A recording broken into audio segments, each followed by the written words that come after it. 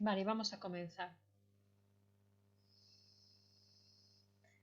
Pois vouche compartir aquí a presentación. Creo que sabes.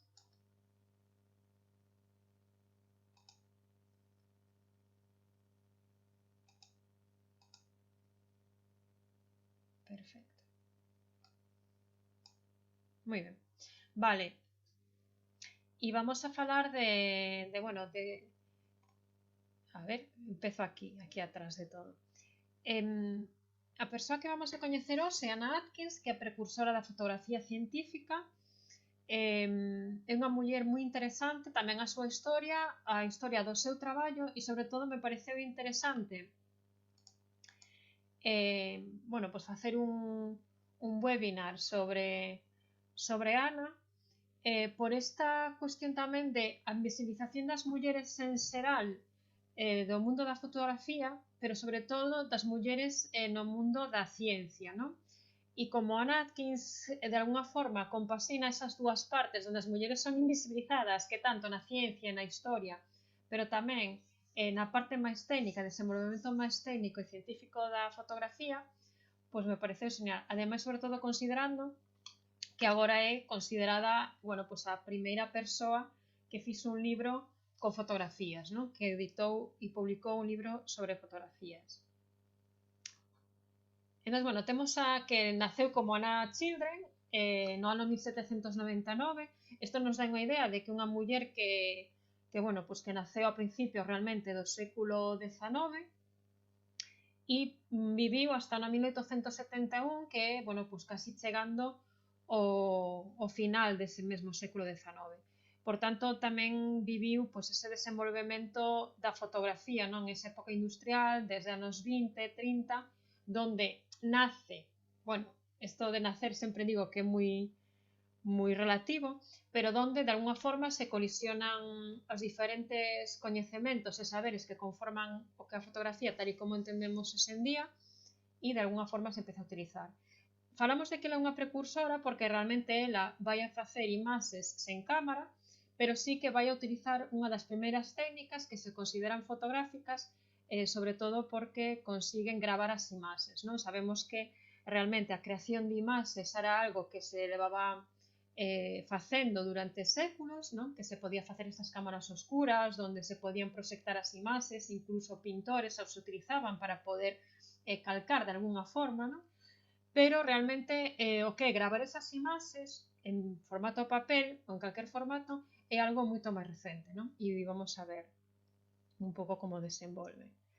Entón é importante saber que Anna Children bueno, pues non é unha persoa calquera, é unha persoa de clase alta, dunha familia con diñeiro británica, e ela nace, pero ao nacer ela, a súa mãe ao pouco tempo morre por causas do embarazo, non resiste bueno, o parto, e vai morrer, bueno, deixando a Anna co seu pai, que é John George Children. John George Children é un científico, unha persoa tamén que hasta ese momento non traballara no sentido remunerado como unha actividade principal, pero sí que, bueno, pues unha persoa moi formada a nivel científico, bioloxía, botánica, e, bueno, pues con unhas relacións dentro dun mundo dunhas elites de educación e cultura do mundo anglosaxón e, por tanto, do mundo occidental que neste momento tiña o poder. John George Children é unha persoa peculiar porque, e, bueno, vamos a ver que Anna ten unha vida bastante excepcional en todos os sentidos. Excepcional porque é un momento onde as mulleres non se lles permite educación, onde hai moitos espacios que son vetados a elas, pero ten un pai que, bueno, pues ten unha mentalidade excepcional para ese momento e si considera que Ana ten que estudar, el lle pasa toda a información, é un dos seus principais profesores, pero ademais tamén vai ao longo dos anos darlle acceso a espazos onde ela non pode entrar, como por exemplo diferentes clubs científicos onde se dan charlas e onde non permiten a entrada de mulleres. John George vai recoller toda esa información e lla vai pasar a súa filla. A súa filla, a edade dos 25 anos, xa ten os coñecimentos, sobre todo de botánica, e moi grandes, e ten unhas destrezas, unhas habilidades o que de debuxo, de ilustración tamén importantes. Tamén vemos que é un momento donde a ciencia non é que acaba de nacer a ciencia, evidentemente a ciencia é algo de moitos séculos, de moitas culturas, pero sí que é certo que no mundo anglosasón é un momento de como unha certa obsesión, digamos, por catalogar todo, non? Por recoller todo, facer recolección, un estudio sistematizado bueno, pues da natureza e das diferentes formatos. Tamén quero salientar que non é, obviamente, a única cultura que fai este estudio sistematizado da natureza, todas as culturas o fan en diferentes momentos da historia e realmente se di moito, non? Os antropólogos, sobre todo, falan moito de que as persoas nos primeiros séculos ou, bueno, pues, na antigüedade eran grandes botánicos porque precisaban ser grandes botánicos, tiñan un coñecemento da botánica que hoxendía non temos a media das persoas, non? Que estamos, bueno, tamén por ese uso que tiñan que facer diario das plantas para sobrevivir, tanto a nivel medicinal como a nivel de saber que plantas non podían comer porque eran tóxicas, non? Pero sí é certo que neste momento pues, hai esta cuestión de a recopilación, a sistematización, a clasificación, e algo que o pai de Ana fai, e ela tamén lle interesa moitísimo e ten unhas habilidades enormes. Entón, é recoller todo ese tipo de conchas e facer estes deseños. Realmente este traballo que vemos aquí, que é de Ana, estas ilustracións son cando o seu pai está traducindo un libro sobre conchas de un escritor francés, e ela fai estas ilustracións, entón xa ten un interés e moi exhaustivo neste tipo de práctica. Ana Atkins, sobre todo, lle gusta a botánica, entón ten uns herbarios impresionantes, non? E poño aquí a Emily Dickinson porque me parece super importante e super interesante, que é unha persoa tamén, bueno, nace algo máis tarde que Ana, morre un pouco menos máis tarde, pero é desa época e como certas mulleres ten esa, é como unha, non diría, entre afición e casi profesión de recopilación de ervas e de esa creación de herbarios, non? De unha forma moi específica e moi meticulosa, non? E me parece interesante que outra persoa noutra parte do océano, en os Estados Unidos, Emily Dickinson, a poeta Emily Dickinson, tamén está a facer esta recolección, non? É como algo que as mulleres de alguna forma tamén poden facer, tamén de clase media alta, e que é algo, unha práctica que está, non diría na moda, pero sí que vemos que é algo que se está facendo, non? Esta ilustración deste lado é de Anna Atkinson, bueno, ilustración non é un herbario, son ervas secas que son clasificadas, sempre con as súas etiquetas, dicindo o nome científico, bueno, todo isto. E entonces pasamos a esta cuestión da Anna Atkins en fotografías en cámara. Falamos de eso, que decía un pouco ao inicio. Anna Atkins non vai facer esa fotografía como entendemos hoxe en día con cámaras, pero sí vai utilizar as primeiras técnicas que van a aparecer de grabación da imaxen en soporte físico.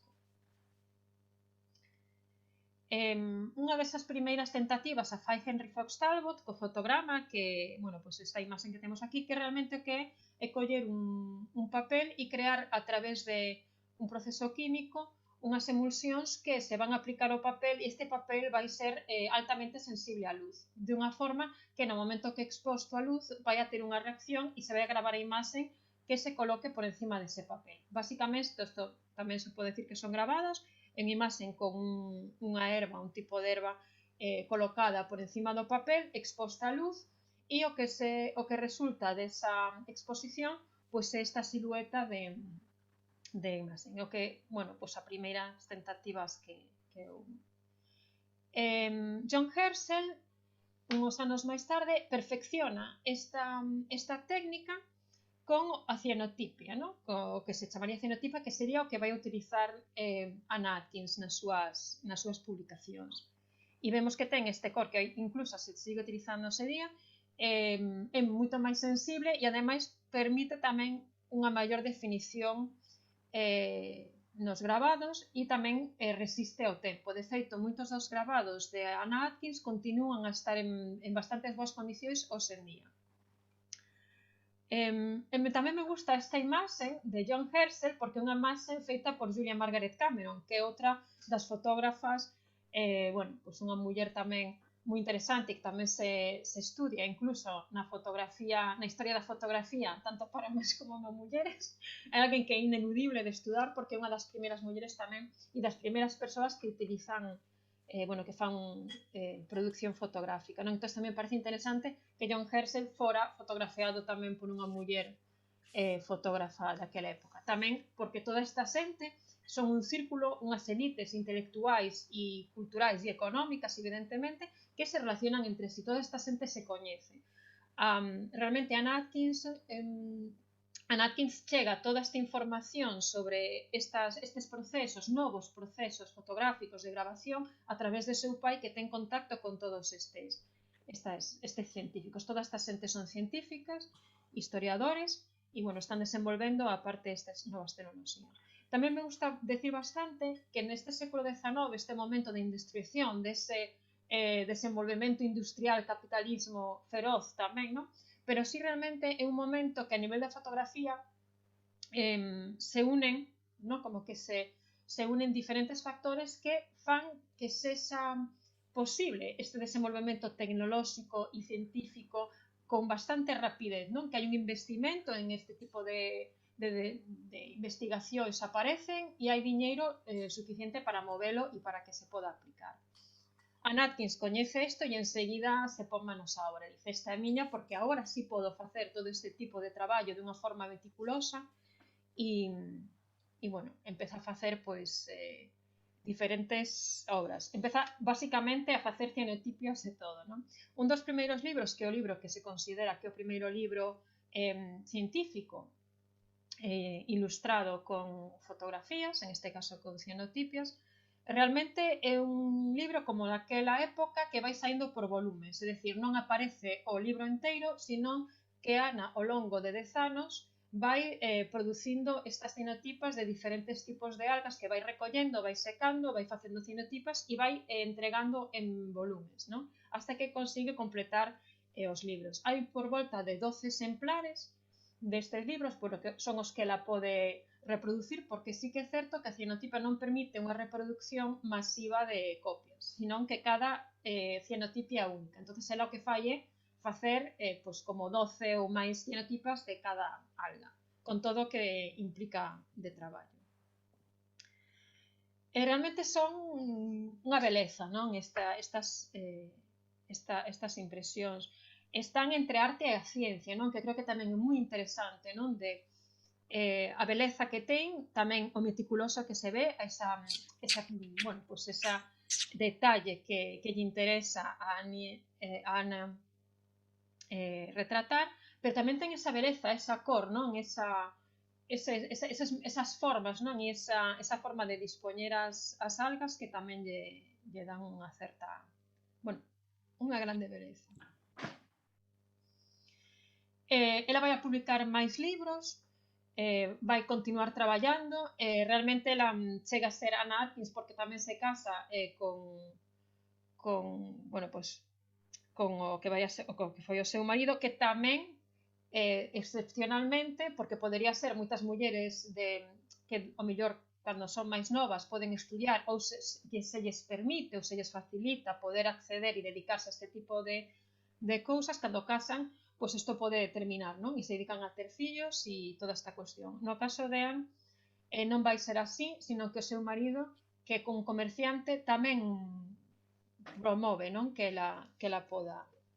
Con todo que isto ten de doble, non? Por un lado que ben, non? Pero por outro que terrible, non? Que dependa de con quen te cases ou quen sexa teu pai para que podas desenvolver. Mesmo sendo que, xa o sabemos, de clase media alta, blanca, anglosasona, con uns certos privilexios dentro de unha estructura social mundial, pero tamén con uns certos non privilexios pola cuestión de ser muller.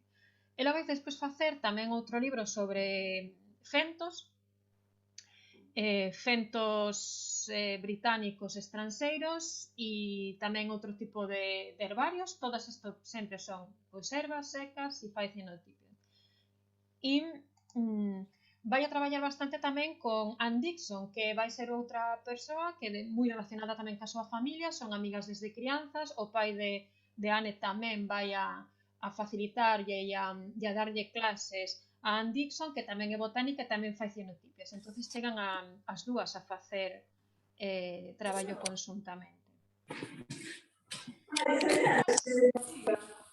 Creo que si podedes fechar os micros. Vale, pues vamos a ver aquí un pouco algunhas das súas imaxes mentras falamos, a ver se podo.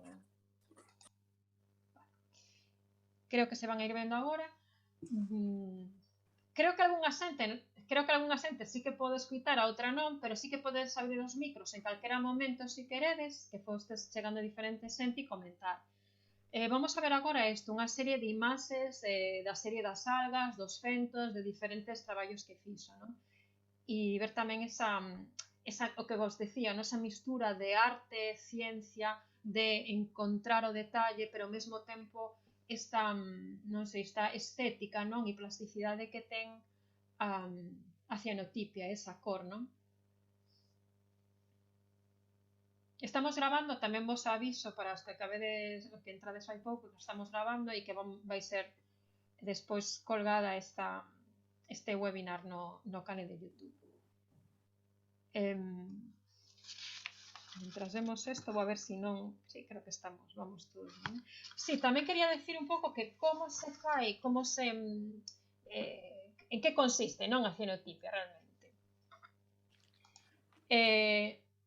Ahora, cando terminemos de ver isto, pois xa vos digo, pero basicamente é un papel, incluso se utiliza hoxe en día. Quer dicir, ahora hoxe en día, e seguramente algunhas de vos tamén estades utilizando, é un procedimento moi sinxelo. Hoxe en día te podes comprar un kit que te chega a casa con todo e é bastante fácil de desenvolver, pero basicamente sigue sendo o mesmo sistema, que é coller un papel, pode ser tamén transferido a outros tipos de materiais, pero o básico é un papel que sea máis ou menos gordiño, se fai unha disolución que xa che ven en 2 frasquiños que tes que xuntar.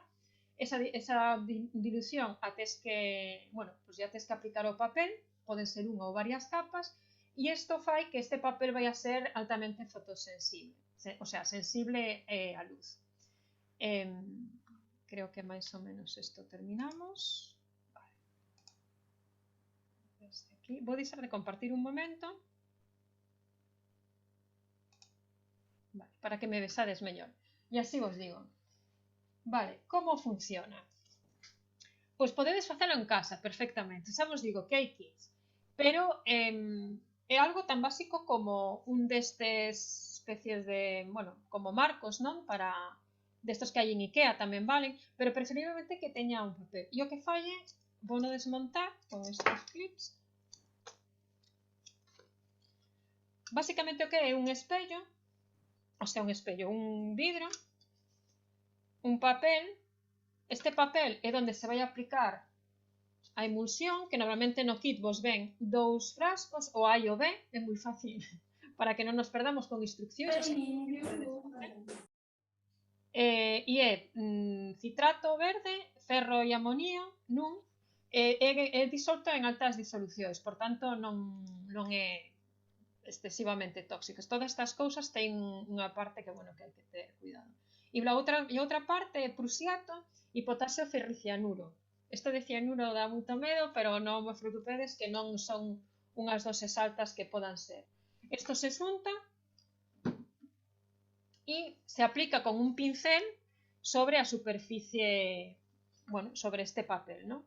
Sobre o papel, unha vez que este seco, lle vamos a aplicar neste caso, como facía a Atkins, vamos a aplicar as follas secas, o que teñamos, o poñemos así, basicamente por encima, e o colocamos neste soporte, que é como o noso marquiño de Ikea. É mellor, os de Ikea normalmente son de plástico, é mellor que sexa de vidro. Por que? Porque necesitamos que teña firmeza, non? Como canto máis firme, mellor. E nada, unhos clips.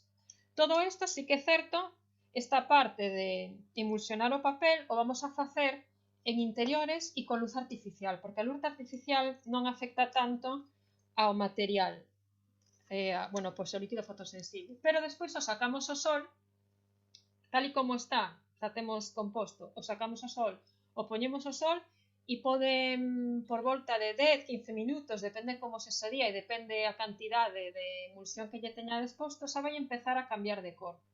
Despois, unha vez que máis ou menos pase un tempo, podedes facer un cálculo, se quitan se desmonta todo, se quitan as ervas e se vai a poñer en auga. E aí vai empezar a sair esta cor, que vos vou ensinar agora algún exemplo que fixa a miña sobriña.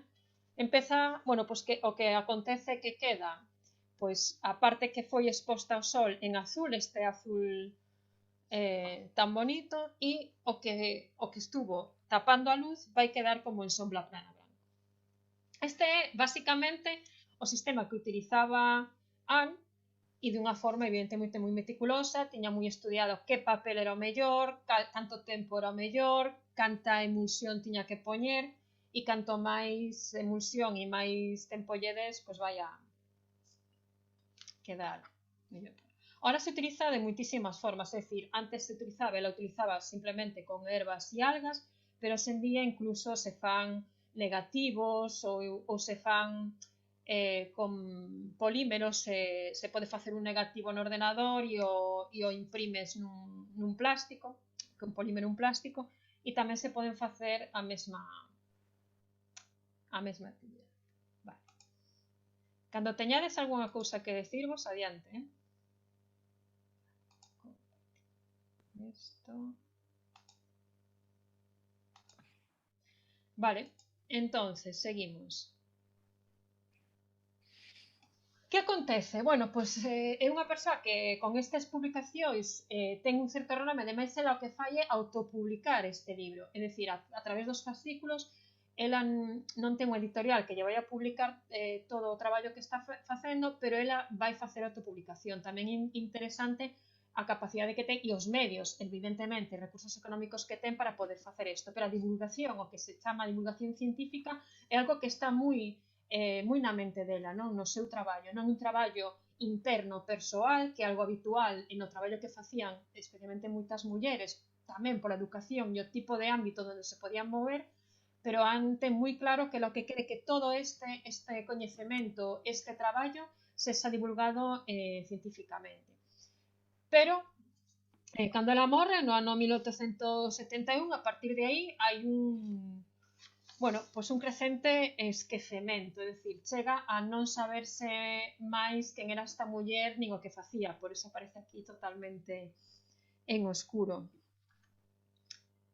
Pero tamén aparece a recuperación da súa memoria e legado. Isto é algo que pasa con moitísimas mulleres, pasa con moita xente, pero coas mulleres en especial, non? Independentemente de o traballo que fixeran e o alcance que pudera ter no momento en que estesen vivas, cando morren ou cando deixa de haber alguén que de alguna forma poda manter esa memoria, é moi fácil que desapareza, non? E a verdade, isto pasou con Anne dunha forma impresionante, pero volve a haber esa recuperación, tamén ten unha historia de recuperación moi interesante.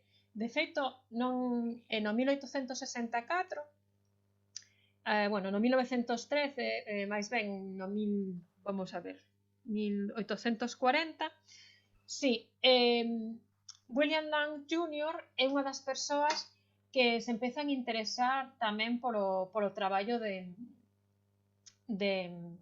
Anne. Tamén Larry Schaff fai unha recopilación no seu libro Sun Gardens, fotogramas vitorianos, nos que xa identifica quen é Anne, non? Porque William Lang Jr. ao principio non sabía, el viu o traballo de Anne, pero non sabía de quen era. Ademais, como ela firmaba con AA, solo con as iniciais, el non chegaba a saber quen, de quen era este traballo. Vai a ser, non me quero olvidar nada, a ver se teño aquí, vale.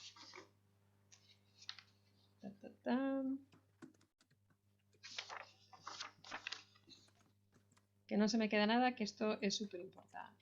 Perfecto, aquí está. Exacto, aquí está. William Jr. lee este artigo e ve que hai un traballo enorme feito, pero non sabe quen o fixo, pero hai a través de un libreiro, consigo un manuscrito a través de un libreiro de Londres. donde aparece isto que vos decía das iniciais, pero el non sabe quen é. Entonces ele escribe un artigo e un traballador do,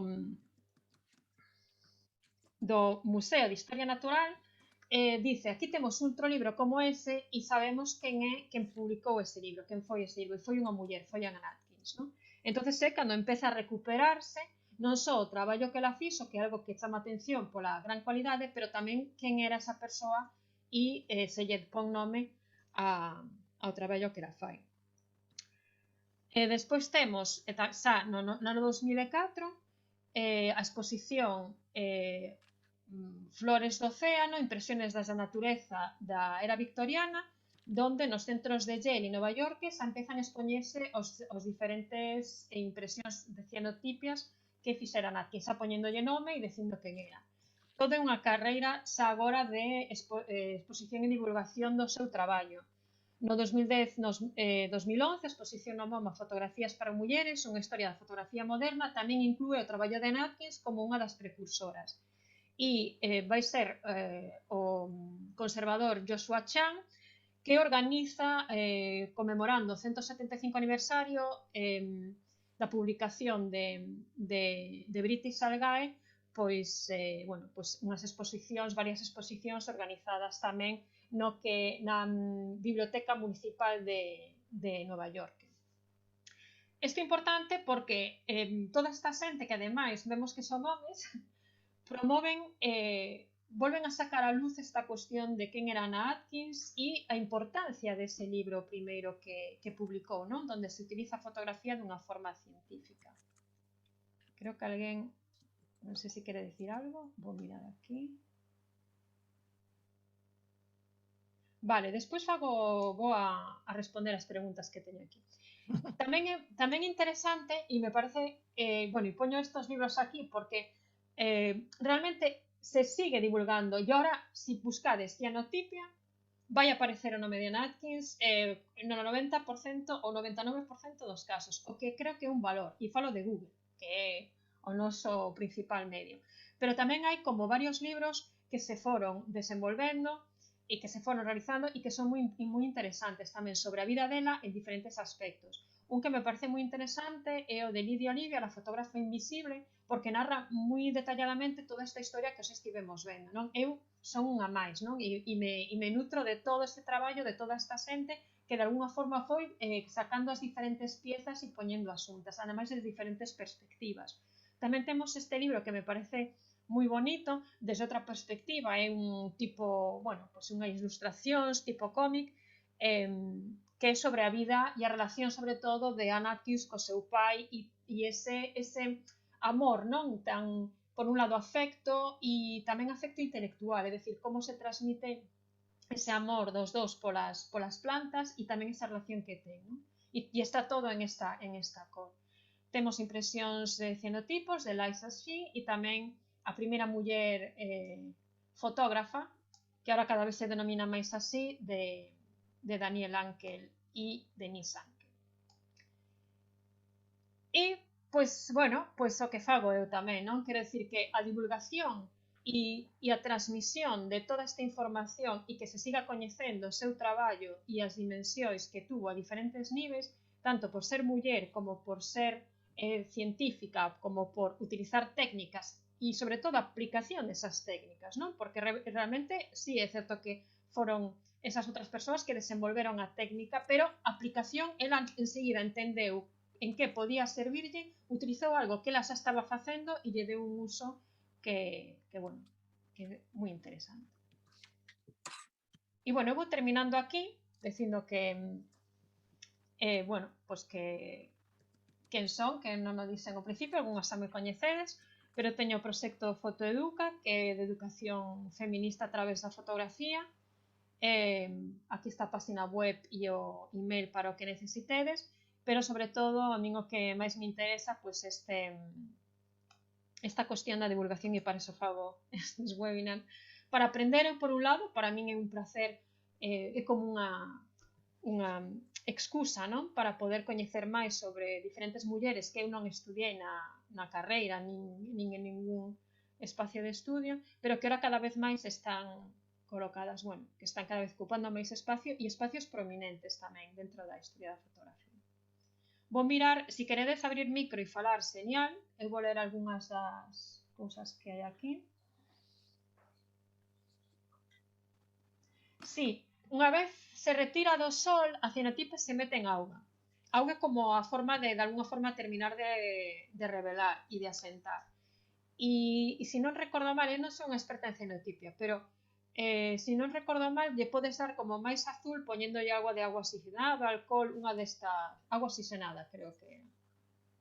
E os componentes químicos son, se compras un kit, eu aconsello, a non ser que sepas de, a solución A é citrato verde, ferro e amonio, e hai que disolver con 100 milímetros de agua. Vale. E a solución B, que estas despois se ten que xuntar, é prusiato, vermello, potasio, ferricianuro, que tamén hai que disolver. Estas son solucións que te chegan solo. O composto tes que diluílo en unha proporción de 20-100 e despois ten que estar separadas, e no momento que vas a aplicar é cando as unes. As unes a través, normalmente se dá unha seringuilla destas, tes que coller, bueno, pois unha parte de A, unha parte de B, que non se misturen, e despois isto que aplicas no papel. E o tes que expandir con un pincel normalmente para que quede. Podes poñer varias camadas. Sí, exacto. Auga oxigenada intensifico azul, pon máis azul, hasta un certo punto.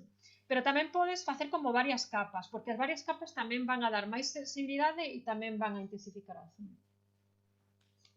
E veron aí que está. Non sei. Bueno, preguntas, cousas que vos saibades e dices, Maiola, non dixeches eso, ou, bueno, o que queirades, algo que vos interese, alguén que este traballando na cianotipia. É o momento, podes abrir micro, falar, escribir, como vos consideredes. Vos gustaron as imaxes? Que vos parecen?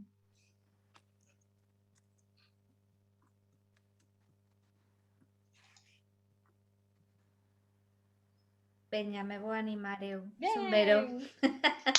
Así me gusta. Poño a cámara ou non? Pon, como tú Bueno, besas. me da igual. Despois vas vale. a sair. Non sabía si, vale, si Despois por vas a cosas sair de no conexión. Bueno, me da igual. É o teu momento de ser famosa.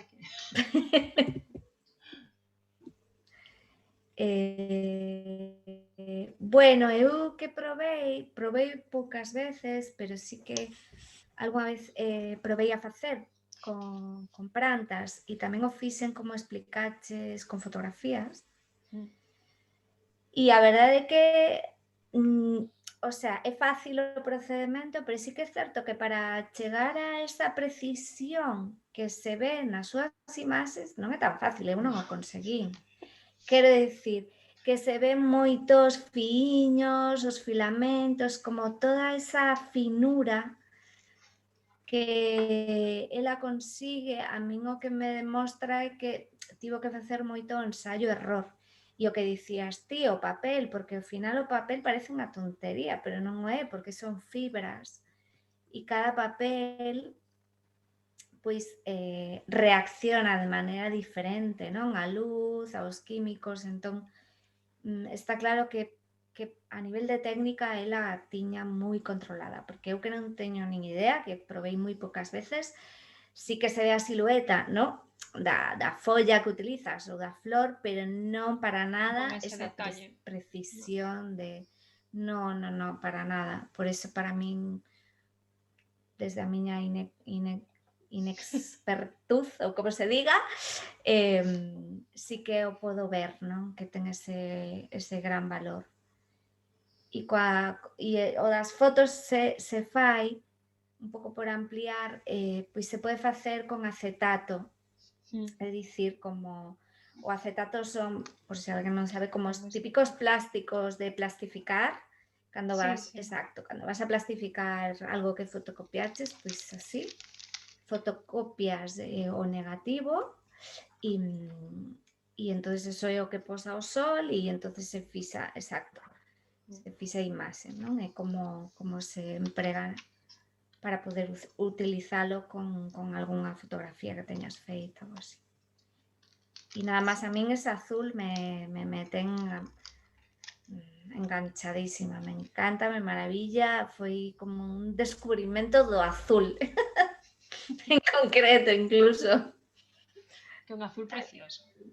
Sí, é certo que según como fagas o día, o sol, hai moitas tonalidades, non máis intenso, menos, pero é como moi especial. Máis alá que pode ser un pouco máis intenso ou menos, é unha tonalidade super bonita, a mí me encanta. Temos que facer un obradoiro así deste.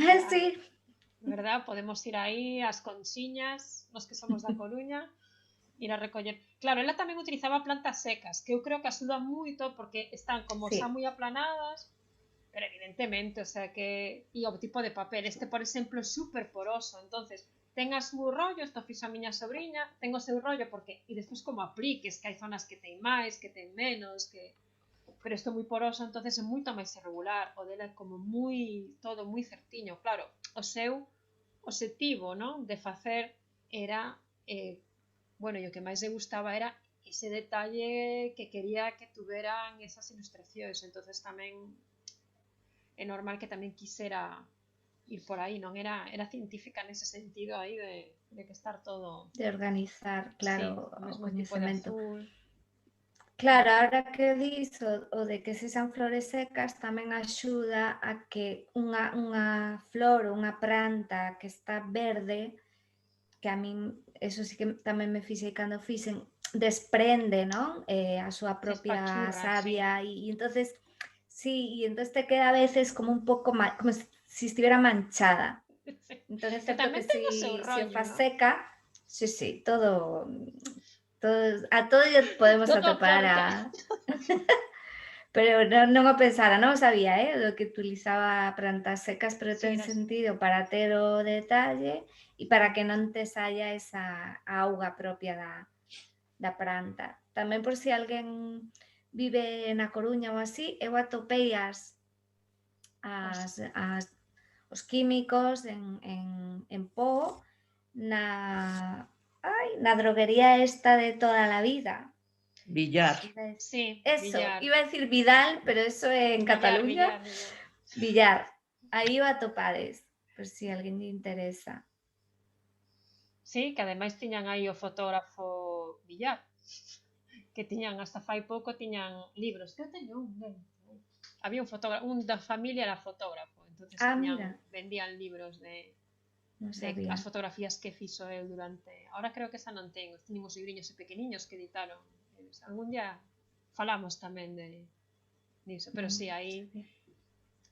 Sí, eu creo que ali se vas e preguntas, seguro que hai máis xente que... E se non en internet. O sea, ahora hai destes eu, da verdad, que a primeira vez me comprei un kit que tuve aí un montón de tempo sin mirar e te aparece todo, explica todo, con todas as cousas e, claro, cando me digo, pois non é tan difícil. En realidade, os químicos en fotografía non son tan difíciles, curiosamente. Ahora xa son tóxicos, pero... bueno, ahora se utilizan outras cousas, non? Tamén o cafenol e esa... Sí. Pero bueno, era máis digital todo. Bueno, pois non sei se alguén máis quere... Sí, as imaxes son preciosas, non? E os libros, non? Porque esas imaxes dos libros que ten que ser... Bueno, é todo azul, non? Como que todo é así. Bueno, pois se vos parece, se alguén quere comentar algo máis genial, que non se corte ese minuto de gloria, que despois isto aparece no canal de YouTube e non é que o vexan milleiros de persoas, pero algunha xente sí. Se non, pois vamos a terminar aquí. Agradeceros un montón que viñerades, se encontrades máis cousas ou máis información e a queredes pasar, super benvida, porque eu tamén utilizo estes webinars e estas para tamén recopilar información e que máis xente me ensine cousas e eu aprender máis, un pouco crear eses espacios. E se tamén se tedes preguntas ou calquera cousa que necesitedes, tamén me escribides a fotoduca@gmail.com ou me seguides nas redes e compartimos información. E se non Vero, que Vero tamén alguén que tedes que poñer aí no voso... A Vero verá que facerlle unha entrevista pronto sobre Nan Golding ou algunha cousa así. O fotografía e educación, que se tivemos un Cando debate. queiras. Bueno, e algunha máis que hai por aí. Sí. Bueno, pues un biquiño grande e gracias a todas e nos vemos na próxima.